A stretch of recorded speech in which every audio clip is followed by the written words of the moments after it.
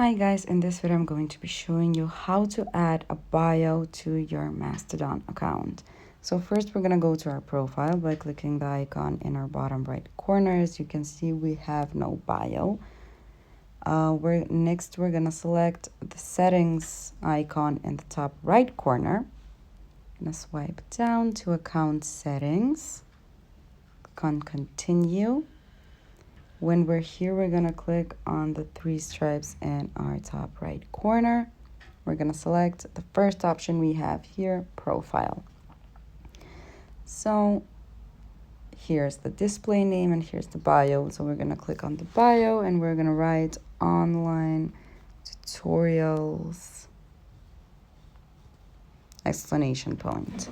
We're going to click on done and we're going to click on save changes to log in the changes. Then we're going to go ahead and click on cancel in our top left corner.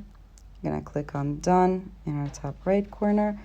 We're going to refresh our profile. As you can see, now our bio has appeared.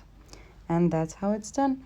Thank you for watching. Do click the like button if this video helped you and subscribe to our channel for more helpful videos. Bye!